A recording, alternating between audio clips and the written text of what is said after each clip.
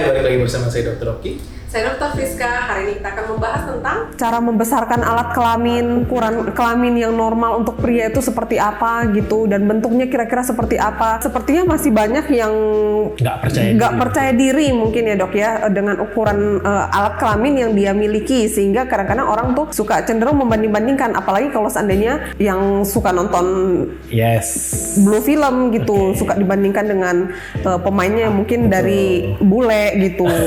Jadi kira-kira ada perbedaan nggak sih dok ras terhadap ukuran alat kelamin pria? Nah, jadi emang banyak banget sih ini emang kendala, apalagi biasa umumnya pada laki-laki yang mungkin belum aktif secara seksual, jadi lebih ke arah imajinasi mereka atau ke arah mereka lebih ketakut nanti kalau saya punya pasangan, gimana pasangan saya, lebih ke arah sana. Reaksi pasangan gitu ya? Betul, karena ya tadi yang seperti Dr. Friska juga bilang, kebanyakan nonton tuh juga salah satu pengaruh yang memberikan pikiran negatif. Jadi gini, buat ukuran penis sendiri itu sangat bervariasi. Nah, tadi ras juga tentu berpengaruh. Kalau kita sebagai orang Asia, umumnya itu kalau sebelum ereksi umumnya itu ukurannya bisa 7-9 cm kurang lebih. Kalau pada saat ereksi biasanya ukurannya 12-15 cm.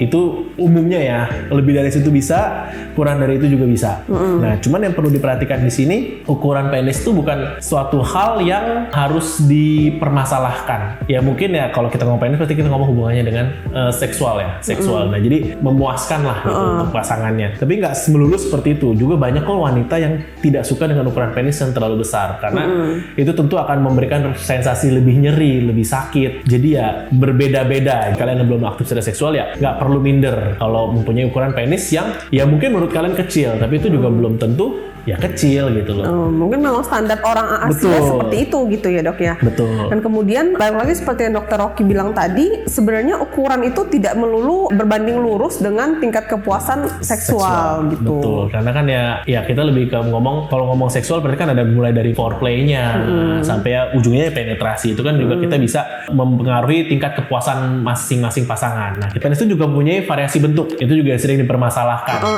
Ada yang nanya ini bentuk alat kelamin saya bengkok gitu, atau ada yang bilang agak miring ke kiri misalnya.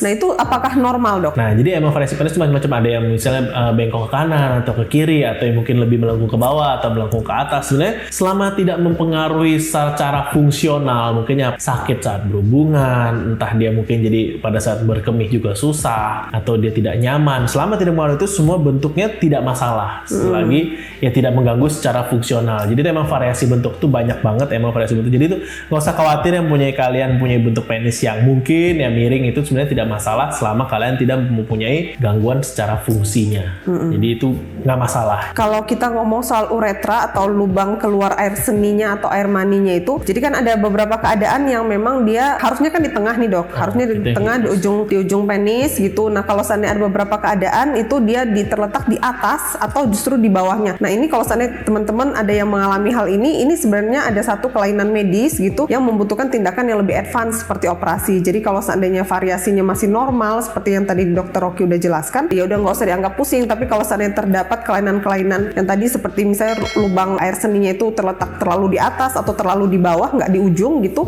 nah mungkin boleh konsultasi dengan dokter spesialis untuk penanganan lebih lanjut. Betul. Jadi balik lagi yuk, percaya diri sama milik masing-masing aja.